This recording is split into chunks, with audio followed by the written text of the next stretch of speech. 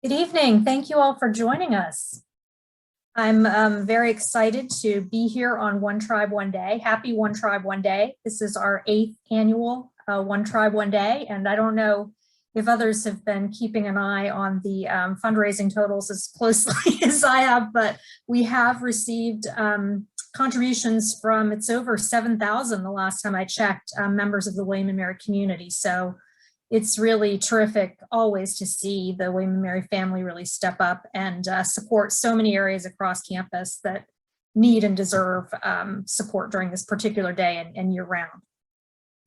So I wanted just to let you know, we do have a group of wonderful speakers today of both students and faculty who have been involved in the movement on campus to better support first generation students. Each of them has identified themselves as a speaker in their name. I certainly encourage you to edit your own name if you want to put your class year, if you're a past scholarship recipient, anything you want to share in your name would be great. So just to briefly go over our agenda. Let's see. Again, as I mentioned, editing your name. All attendees should mute themselves during the presentation, and the speakers will be unmuting themselves when they talk. We definitely want to hear from you. This is really a celebration, and so there will be a question and answer period after all of the speakers have concluded. But if any questions come to mind throughout the presentation, please put them in the chat. I am joined in hosting this by my colleague Anthony Ball, who will also be helping us keep on time and keeping an eye on questions, so we make sure that we answer as many as possible and make some good connections tonight. So certainly this is a day of giving back and paying it forward. So you can also certainly make a gift anytime at impact.wm.edu / OTOD First Generation. This is a group of funds that we have selected that would help any of the areas that are being spoken about tonight by our faculty and staff and students. So now I would like to introduce you to someone who's taken a real lead in this work for first generation students at WMSURE, Drew Stelljes, who is our Assistant Vice President for Student Engagement and Leadership. Drew? Thanks, Susie, and thank you all so much for taking some time to be here tonight. This is a great day. This day to me symbolizes a moment each year where I think we can all sort of think about what is our shared vision for the university. Obviously, we're in the midst of a strategic planning process, and we will have an impressive strategic plan that will be unveiled in good time. But I think that One Tribe, One Day really gives us a chance to engage in what we foresee the future of the university. And the fact that this event is a signature event means a lot to me and to every member of the panel, that we would hold up support for first gen and our low income students as something that's a signature event for us means a lot. I've had the opportunity and the honor of working at WMSURE for 21 years now in different capacities. I started out as right out of graduate school in a coordinator position, and I've had the great fortune of being in other roles over the years. And one of the things that I think is really spectacular about WMSURE at this point is that it is very different than it was when I got here in 1998. And it's better, and it's not perfect, but it's better. And I think part of the reason that it gets better and better is because of initiatives like this. I want to tell you a little bit about what we've stood up just this past year, quite frankly, since August. We created an advisory council, and the advisory council exists to collaborate, to support one another and our students, and to advocate. It is our hope that each and every student, each and every one of our first gen and or low income students who comes here knows that there are people who have their back. There are people here who will support them as coaches and as mentors, as academic advisors, as career counselors and support, and that they belong here. Earlier today, I was speaking with a colleague of mine, a fellow professor, he's been here for 16 years, and he said it's the first place in his entire life where he feels as though he belongs. And that really inspired me and made me think that that's really what I hope for, and we all hope for all of our students, that it's a place where they really feel as though they belong. So what have we done this year? Well, we have over 35 people who are on this council. Anyone who's interested is welcome to join. We meet monthly, and we have near-term, midterm, and long-term goals that are both solving immediate problems and then putting procedures in place that we can make systemic change. This year, we developed a mentoring program where we matched about 200 FGLI students with faculty or staff who wanted to become those mentors to the students. We held workshops and panel discussions. We have a relatively new FGLI recognized student organization, and we provide advising support for that. Our STEP office provides programming for our FGLI students, and we email with our FGLI students on a regular basis. Now, this is just the beginning, obviously. We have big plans.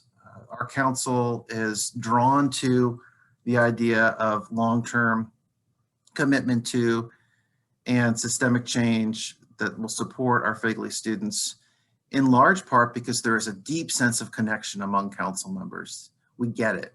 We understand the challenges, and we keep learning more and more about challenges as we listen to and hear from students who are experiencing William and Mary for the first time.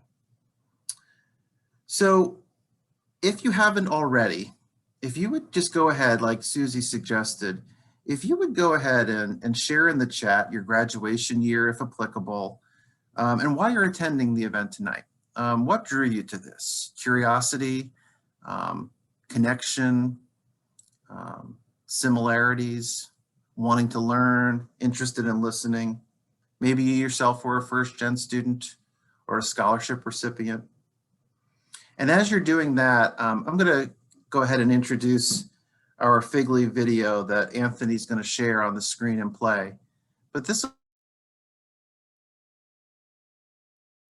here.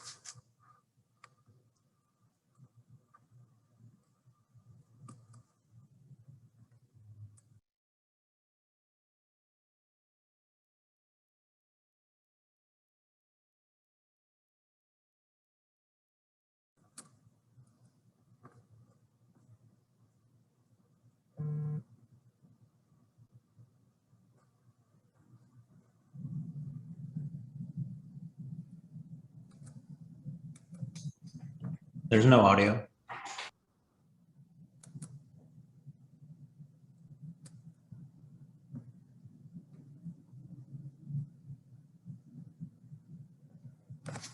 You all know we'll get this figured out. We'll get you started in just a minute. I so appreciate that so many people are starting to write in why they're here. A parent of a grad, someone who is a recipient themselves of a scholarship, people who themselves have created scholarships. I hope you all will continue to do that and read through them. You know, part of the reason that I'm here and that other members are here is because we want William and Mary to be a better place. And I think you're going to hear about how William and Mary is a better place because of these students. My name's Lila. Deanna. Kareem. Jonathan. And we are first-generation low-income students at William and Mary, part of a student organization called FGLI. Even during this time of isolation, FGLI students are finding ways to support and empower each other. And we're making strides to ensure FGLI students on campus have a space to come together and advocate for ourselves. Our Tribe Funding campaign is still going strong, and we're attempting to raise $5,000. For me, raising more FGLI funds means continuing with textbook affordability initiatives, contributing to our scholarship and graduation funds, attending conferences with other FGLI students across the country, and holding more events for our academic and professional development. This will help FGLI students navigate college life and connect with others. For us, Tribe Funding means greater opportunities and greater hope for FGLI students at William and Mary. Okay. We are FGLI. We are FGLI. We are FGLI. We are FGLI.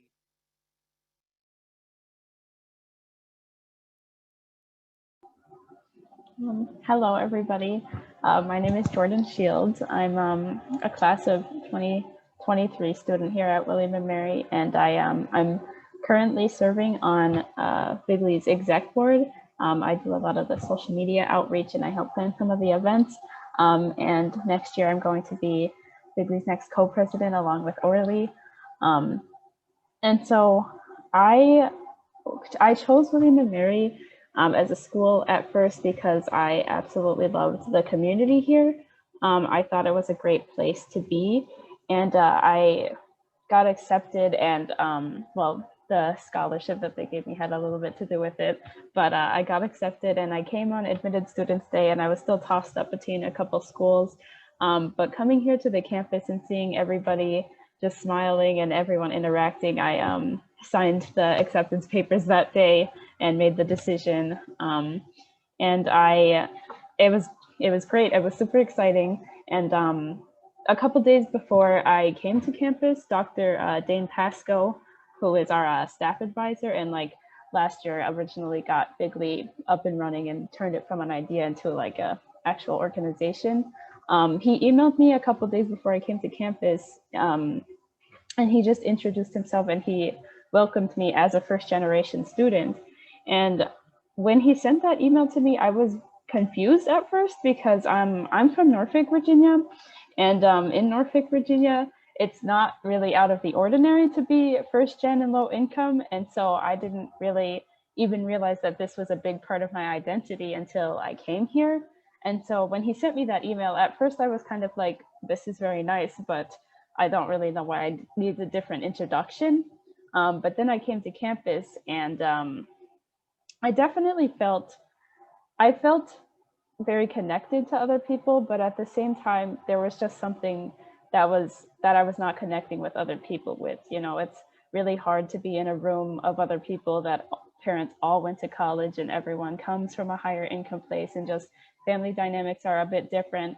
And it's hard to feel like you belong in a place where everyone comes from a completely different background than you.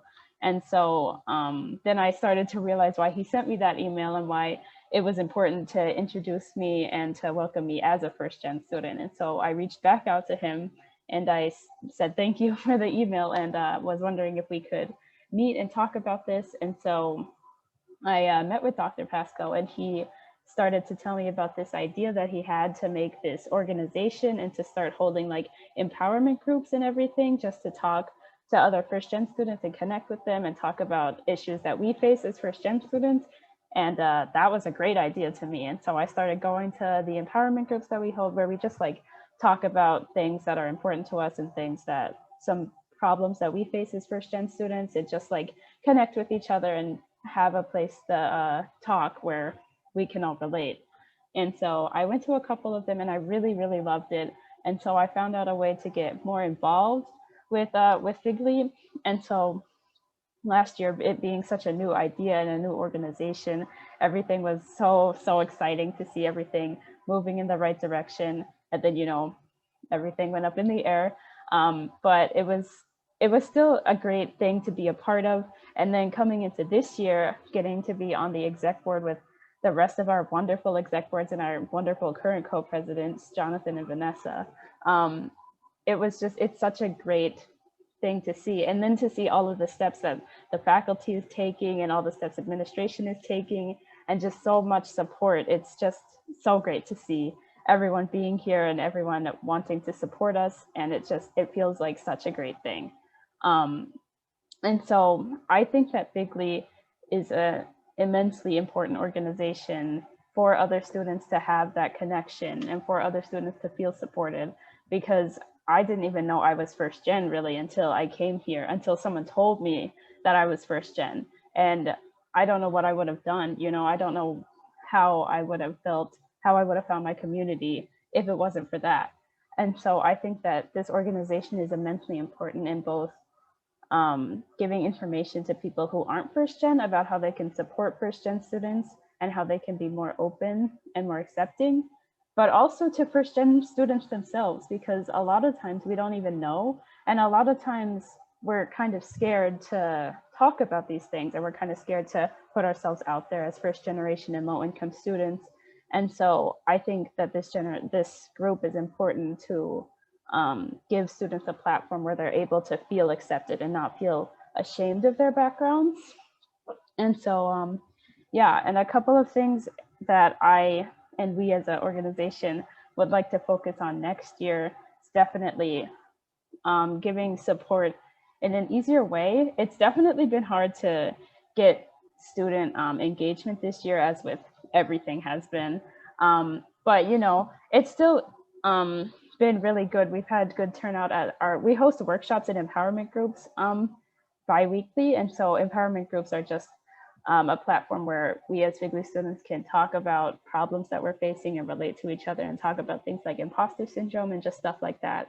And then we also host workshops every other week where we talk about professional development stuff. Like this Thursday, we're hosting an interview workshop.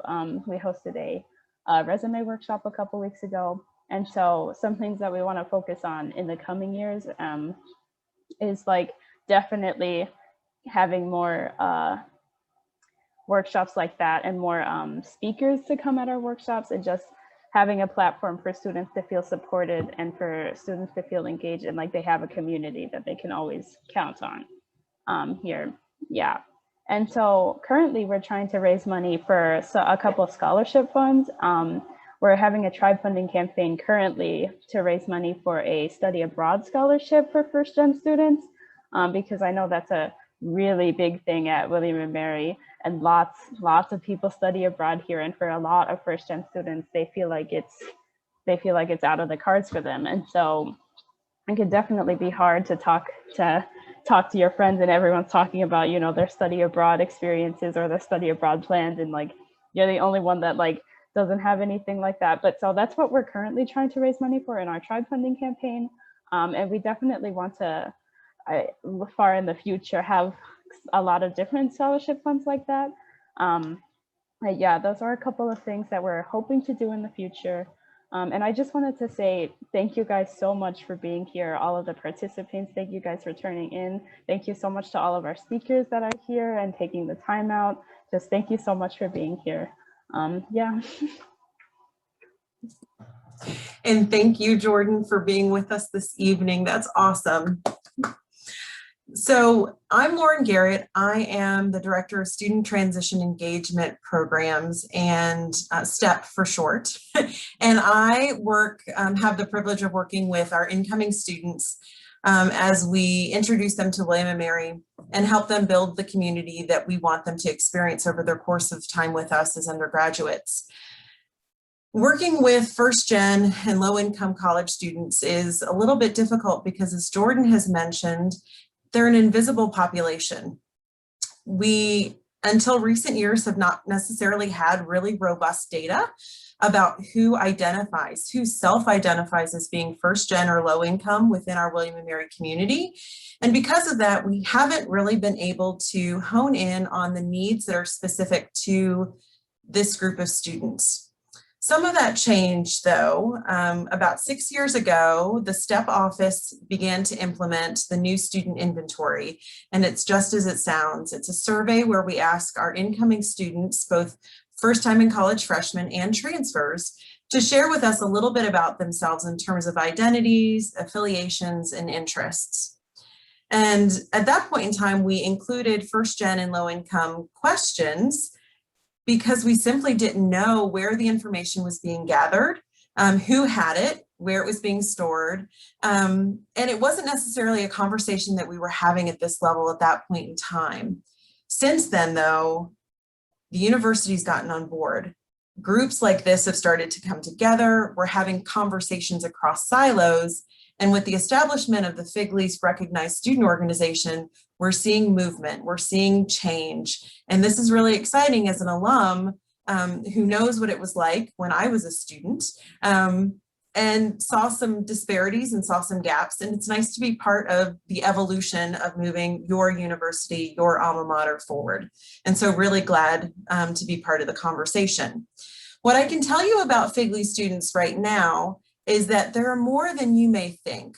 In fact, and I'm going to read some statistics to make sure that I don't get these wrong, When I look at the data of our new student inventory from this past fall, so that's looking at our class of 2024 and incoming transfer students, the 1,700, roughly over 1,700 new students who completed the survey, keep in mind it's mandatory, 212 of those students share that they identify as a first-generation college student.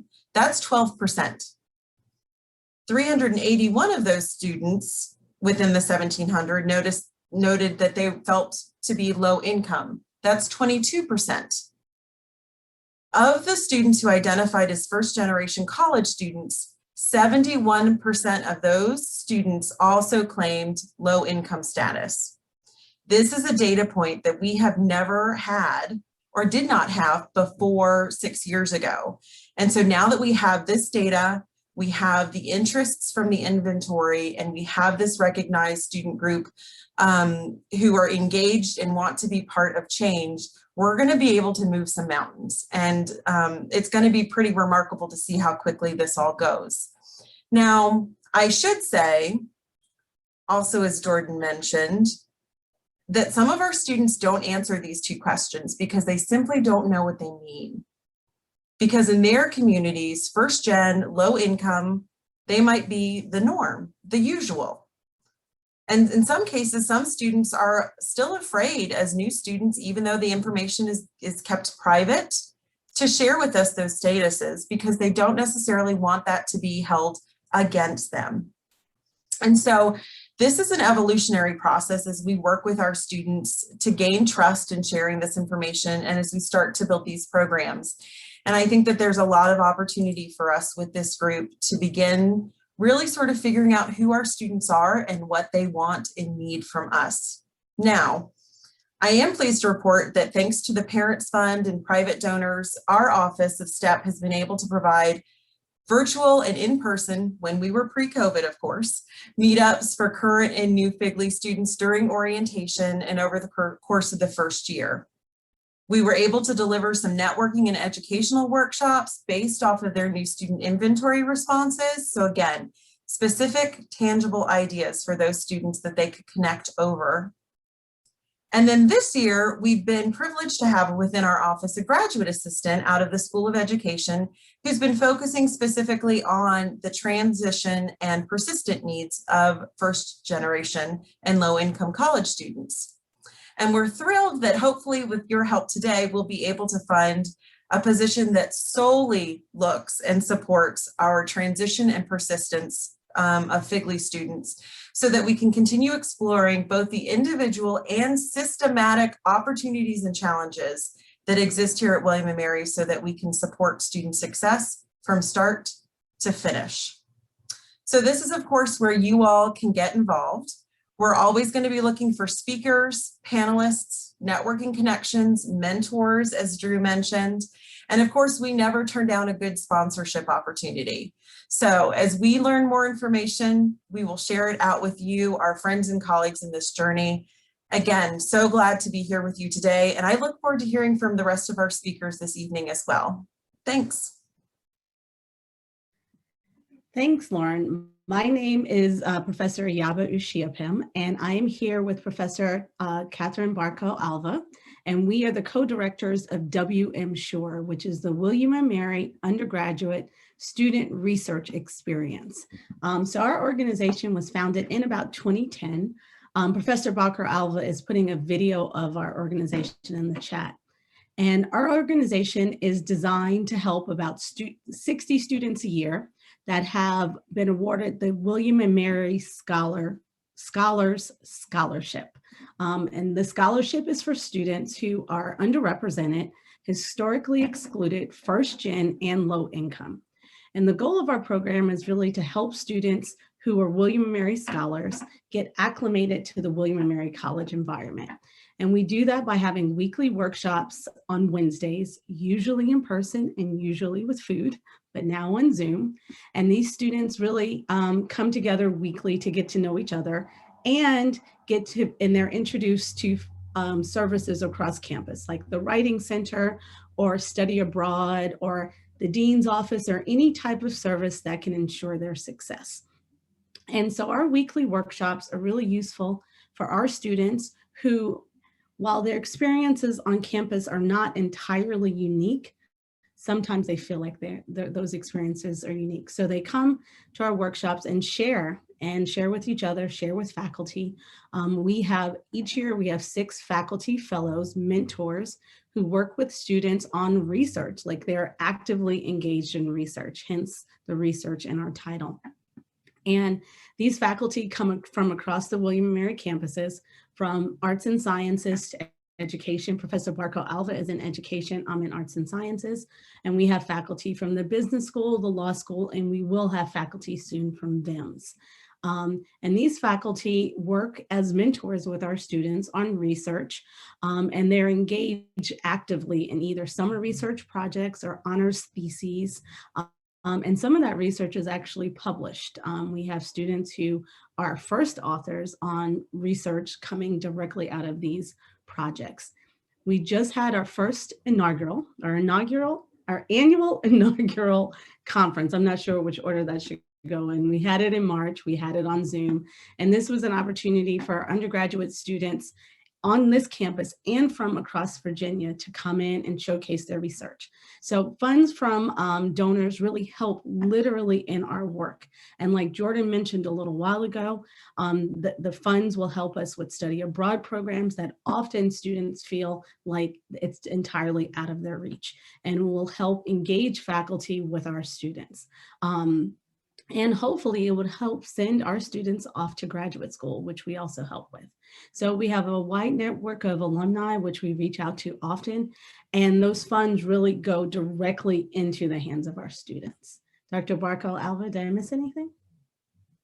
No, I think the main thing is that sense of community, right? That you have mentioned that is so important for our students to learn how to navigate these spaces, and WMSURE provides that, along with the amazing faculty and the staff that we have supporting our programs. But everything we do it on behalf of our students. So we definitely need your support, and we're so thankful that you're showing up today to hear us out and to have that in your hearts and in your souls.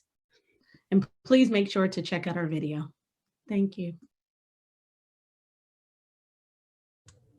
Hello, everyone. My name is Orlie Estrada. I'm a sophomore here at the college. I'll be graduating in 2023, and I'll be studying history government here. I'm planning to double major and actually apply for my major this semester, so we'll see how that goes.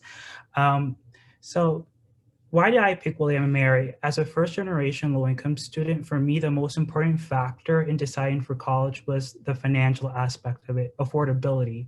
And what made William & Mary attractive in a sense for me as a first-generation college student is the support they gave me financially. As a WMSURE scholar, as we talked about it, I got in-state tuition, so that made college affordable for me, and it reduced the anxiety of paying for college and allowed me to pay more attention on my academics instead of the financial barrier in attaining higher education. So one of the main reasons I chose William & Mary was because of the financial affordability.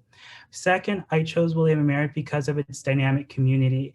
And when I came here on campus, I just loved the fact that the community here revolved around the student organizations. I liked how students were always involved and always advocating for their needs. And I thought as an individual, it was important for me to come on this campus and cement my legacy by advocating for the needs of first-generation low-income students. So that's one of the reasons why I chose William & Mary.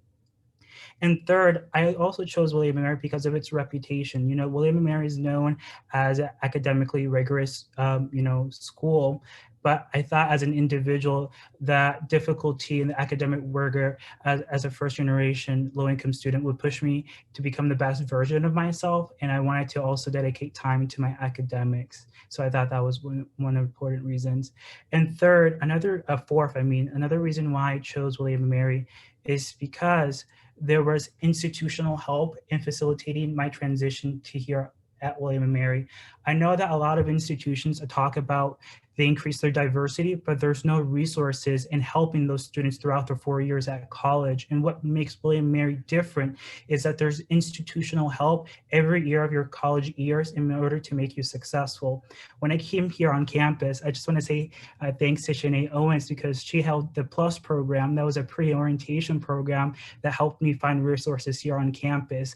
And then I had the WMSURE program, and that helped me with, finding, resources here on campus, talking about research, talking about imposter syndrome. All those workshops were influential in making me successful here at William & Mary, and also helping me with my transition. So I felt that William & Mary off the bat provided a lot of financial help to underrepresented students.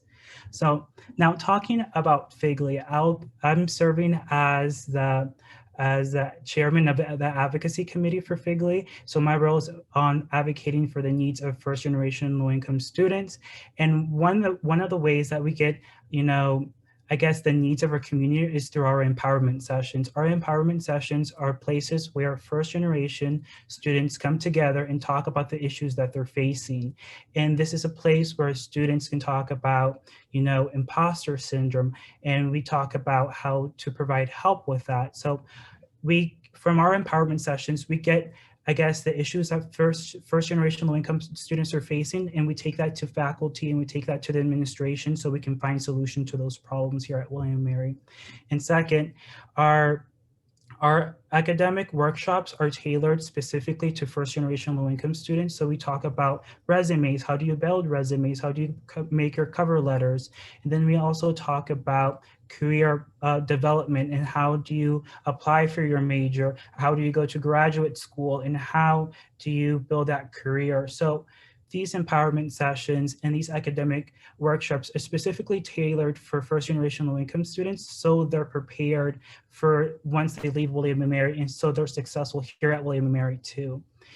And our plans for FGLI are to expand our scholarship program. Right now, we're thinking about doing, the study abroad scholarship, but we have future plans in expanding it for textbooks, for school supplies, and for food security. All of these things I think are important for the success of students. And ultimately what we want is more financial support, and also to have more institutional help in order to make the transition to college easier for FGLI students, and to make their success here at college easier through help through these programs, specifically through FGLI. It was a pleasure talking to all of you, and thank you for hearing me out. I hope that you contribute to FGLI.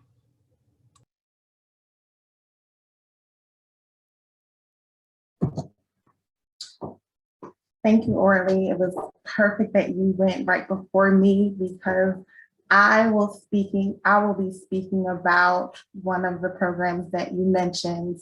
My name is Shanae Owens, and I serve as the Associate Director for the Center for Student Diversity. And I also lead one of our pre-orientation programs, which is PLUS, Preparing for Life as a University Student. So PLUS is a program that helps students get acclimated to William & Mary. It's a program that is offered to about 35 to 40 students in the summer prior to their freshman year. So it's for students who have already been admitted to William & Mary, have committed to attend, and we are now taking on the charge to help them prepare for this life at William & Mary. What does that look like? I can tell you what it looked like 2020 and before, and I can tell you what it looked like now. Two different worlds. Either way, it's an opportunity for students to connect with one another. We did decide that we weren't going to let the pandemic stop us because the program was too important to let it go. So we did switch to a virtual model in this past summer 2020, and we will do so again in this summer in a virtual model for summer 2021. And what that looks like in our summer programs, we have mock class sessions, we have evening activities, we have group sessions with our PLUS counselors, and our PLUS counselors are current William & Mary students. It's an introduction to my office, the Center for Student Diversity, as well as other offices across campus, so that students are able to meet current William & Mary employees, whether that's faculty, staff, administrators, so they know what resources are available to them. It's a way for them to have points of contact before they even arrive to campus in August, whether that be virtual or in person. We have panel discussions that include both faculty and students. We have presentations that are just filled with resources. And then at the end, I give them a little cheat sheet of resource guides, which is the contact information of every person that they met during that week, as well as everyone that I wish that I had the opportunity to introduce them to during that week-long program.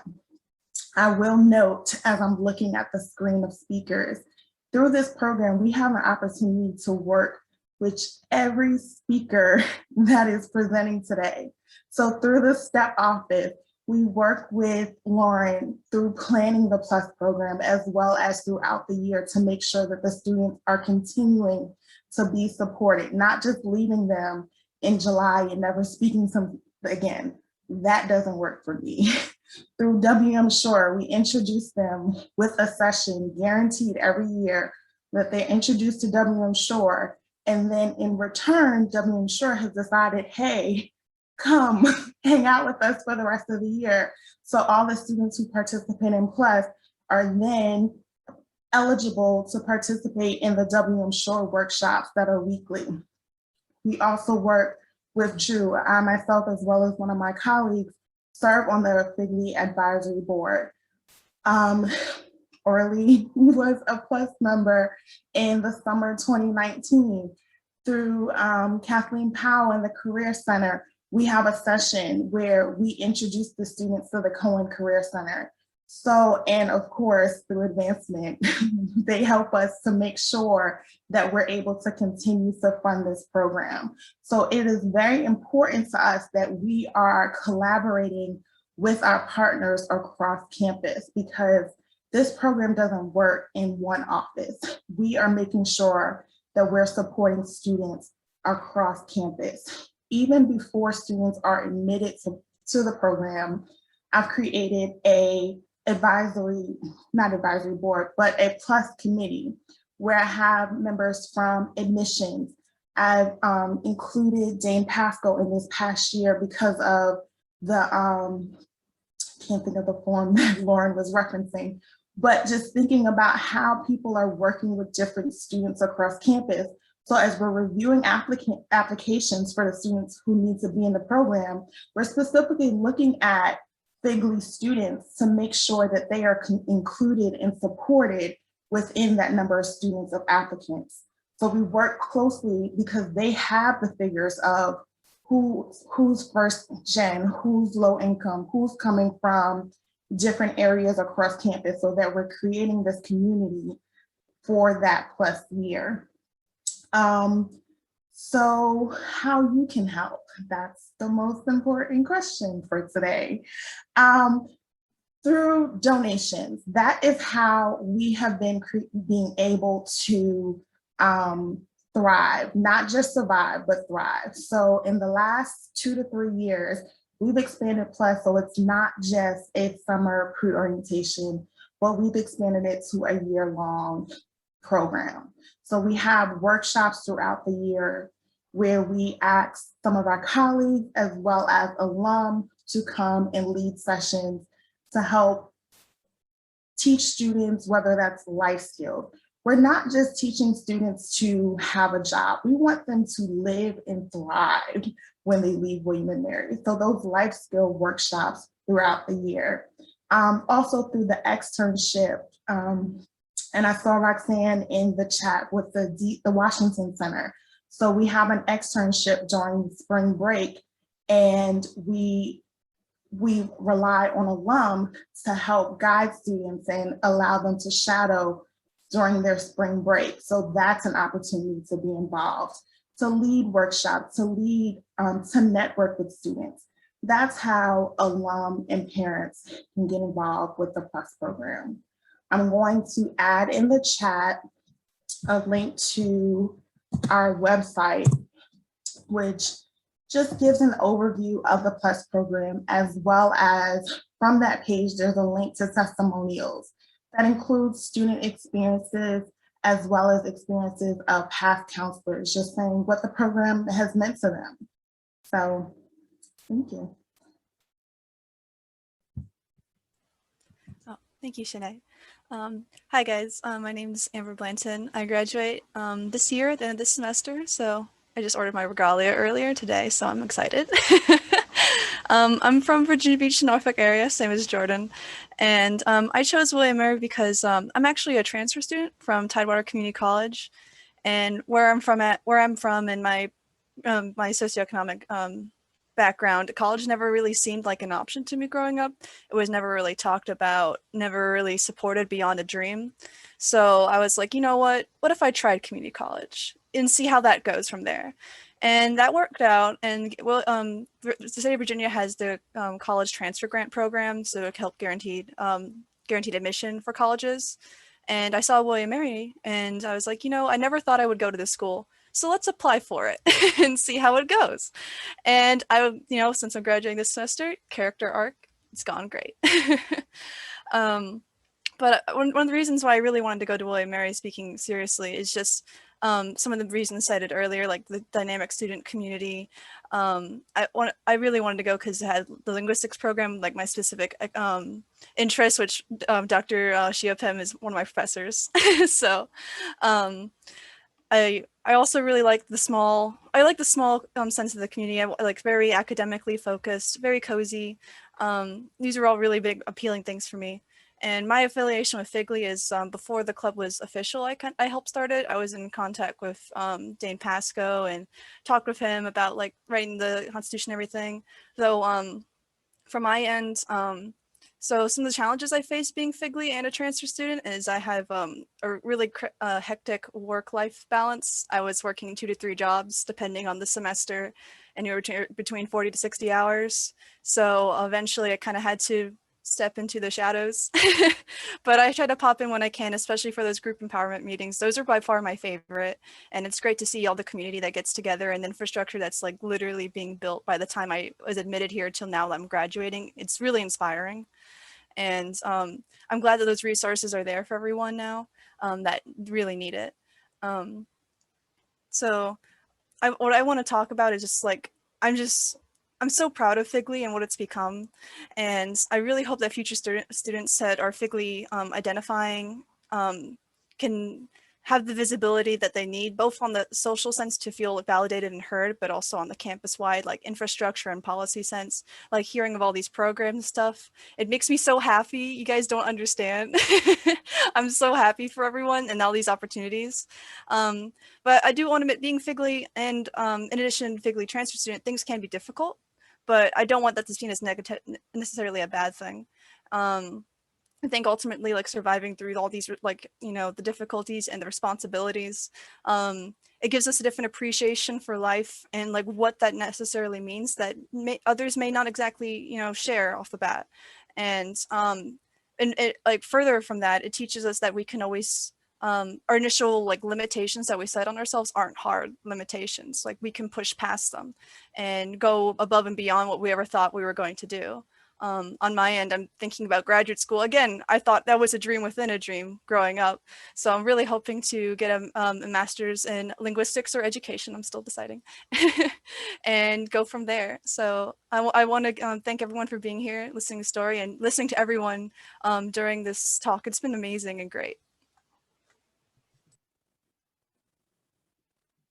Great. Well, good evening. My name is Kathleen Powell. I'm the Associate Vice President for Career Development. And this is one of my favorite days. And when Dr. Stelljes talks about a faculty member feeling like he belongs here, I vividly remember my interview day 7 years ago, by the way.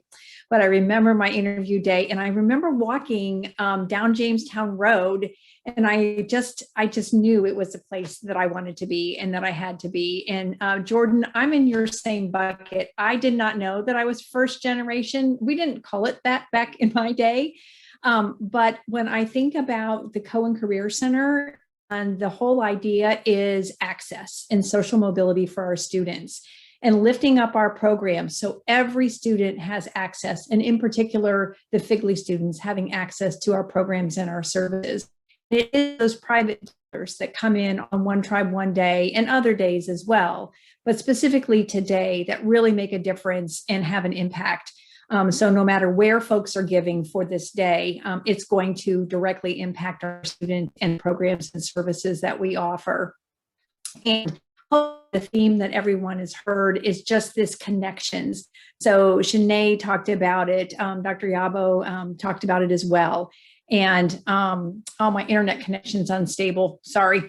So hopefully I won't fizz out on you. But when I think about this opportunity for our students, and specifically the FGLI students, so in the Cohen Career Center, we have an externship program.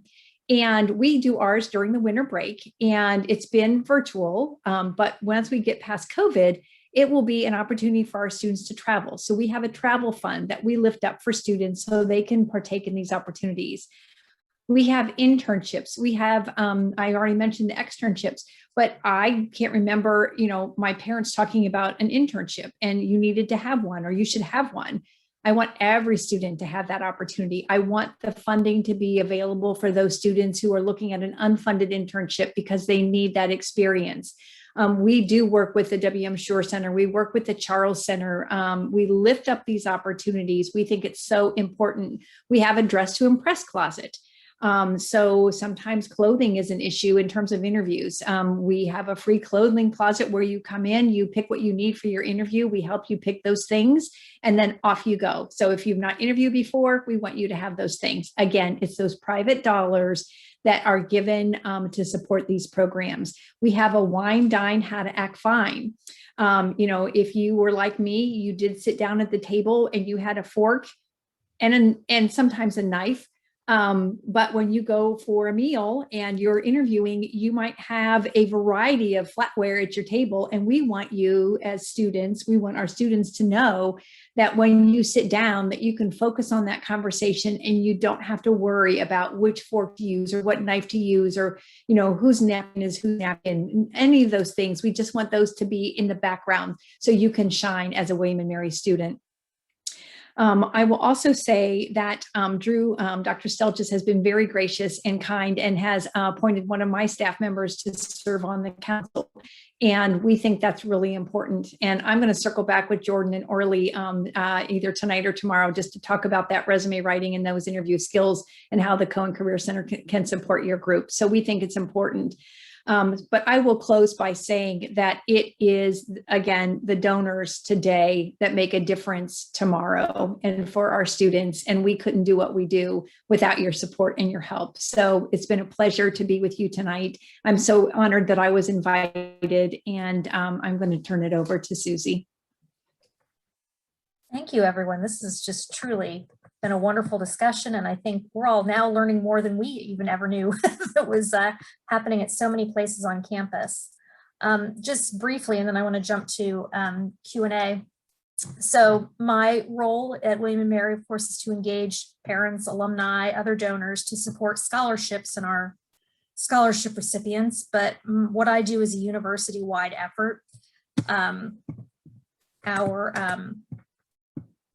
Sorry, I'm having a little internet problem myself.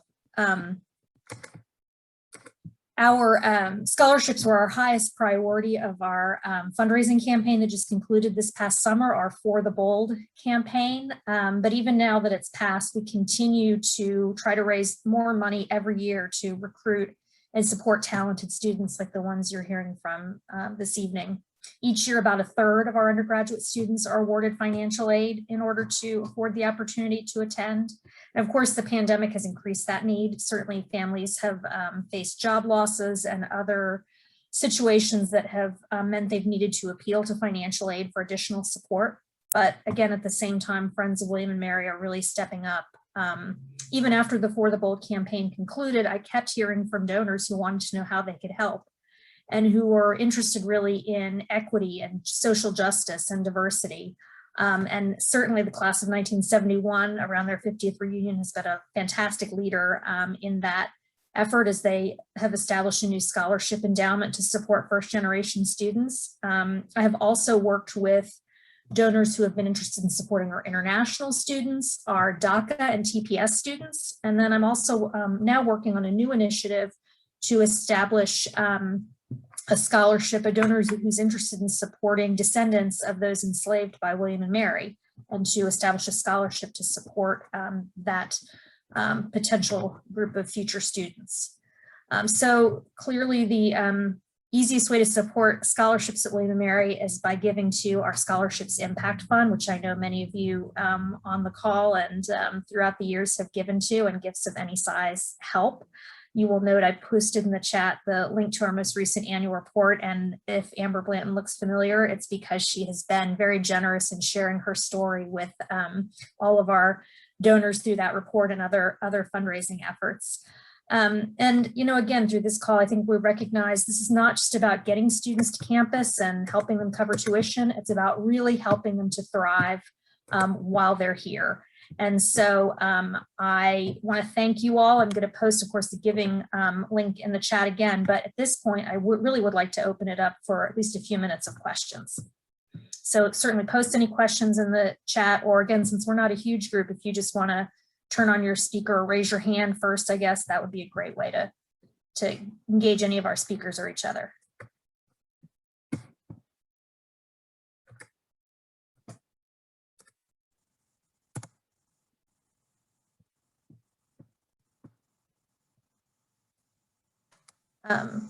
Hi, my name is Brian, class of 2017, and then I also have a master's from 2019. Not really so much a question, but a comment. Just thank you all so much for doing this, both from the students and the staff perspective. This, you know, as a first generation low-income student, this really means a lot that you all are doing this.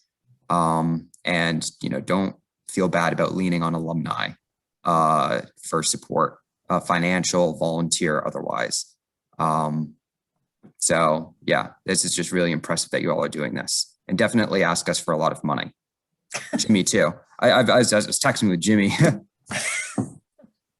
Don't you throw me under the bus like that? But yes, ask for money. But that's actually a great segue into my question, right? So I work with donors at Virginia Tech of all levels, and one of the donors that I work with asked me a question once that's always stuck with me, and it's like, now what? Right? So we ask our donors, make this gift, but then what do you do? But what kind of, you know, opportunities are there for alumni to jump in and help students, help staff, get the word out, and talk about all the great work you guys do?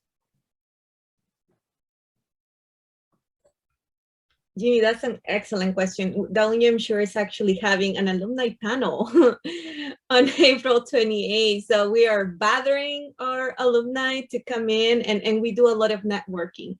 So a lot of our students, right, our main thing is research. We want to make those connections with our alumni within the research aspect of it and the professional aspect of it. So yes, and we are always open, and my fantastic colleague, Professor Osiapem, you always say this, like, if you want to come and join, like, every single one of our workshops, those are always open to you. So I think it's really important for our students to hear you out and to hear your experiences. Sinead, did you want to jump in there too? I would. So the way that we have used both financial help as well as people coming to give us their time have been in different ways. So we've had alum come to lead workshops, whether that be during the summer program as well as during the externship opportunity during spring break. We've had parents who have hosted us, like when we were in DC for dinner, and in one instance, they've invited their friends, like, and it became a networking event. So that was a great opportunity for us. Through donations, that has allowed us to do workshops throughout the year. Once upon a time, there used to be food at events, so that was helpful in that sense. But we definitely lean on our alumni for for those workshops because we lean on their expertise and the power of what does networking look like? You hear the word many times, but different people have a different way of expressing it to students, as well as that one-on-one connection. So I have alum who will reach out to me like, hey, this is the field that I'm in. I'd really like to connect with a student. And then the next day I'll meet a student who's interested in that field. And then I'll just, send an intro email in that sense. But also the power of parents just saying, this is what I do and this is the world that I'm in. How can I support? So I just would like to pop in real quick and echo the sentiment that was placed by Dr. Stelljes in the chat around the sharing the good news, sharing the good word, right? And we forget sometimes the power of influence we have on our peers when we raise conversation and we ask questions of one another when we get into alum circles about their experience, about your experience, and sometimes question the fact about why did our experiences look a little bit different, and what influenced those differences, or what could have been different about the experience that might have made your William & Mary one better or more impactful, or insert adjective here. And so I think from our side, from STEP, when we think about access and a little bit of equity in terms of making sure that all students, regardless of if they're in WMSURE, or if they got to go through PLUS, or have tapped into various recognized organizations like FGLI, is making sure that we're still putting forth the opportunity to engage. And so it might be a networking opportunity or social opportunity during homecoming. And so if we put out these opportunities and ask alums to join socially, to connect, we're probably going to call you, Jimmy, and say, hey, tap, tap, tap. This is me asking you to put your OA hat back on and join us in this conversation. Or Brian, tap into those student development skills and tap the rest of your cohort and see who's willing to come back and engage students in those conversations. Because it's those informal, sometimes connections that yield the greatest benefit, because you've built a relationship, right? And that's what William & Mary is really good at. We're really good at building relationships and connections. And so when we make the ask, don't hesitate to bring someone else along with you. I hope we can have that tailgate sooner rather than later, some sort of event. I mean, this honestly is something that I do hope we can do when either this fall, if a significant in-person homecoming is possible, or in future years, a tailgate for first gen and other scholarship recipients, because I think that there will be people who show up who we didn't even realize they were scholarship recipients, or who never really identified themselves as first gen. And, that would be just a great entry point, I think.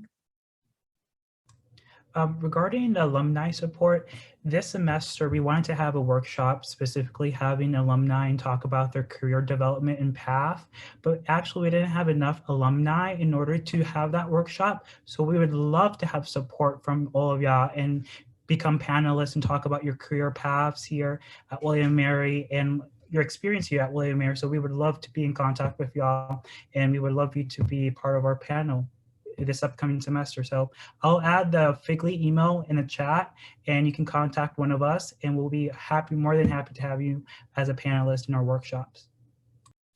So I'm mindful of time and want to thank everyone for their time and attention and energy during this call. It's been really wonderful. And hopefully this is just the beginning of more conversation and more opportunities to mutually support each other, and certainly to support our wonderful students. We're expecting even more first generation students in the incoming class based on what we're seeing, as I understand it, in the application pool this year. So we're very hopeful this is really the crest of a wave for support for first generation students. So again, thank you for all you're doing, and please do reach out to me or one of the other folks who shared their contact information in the chat.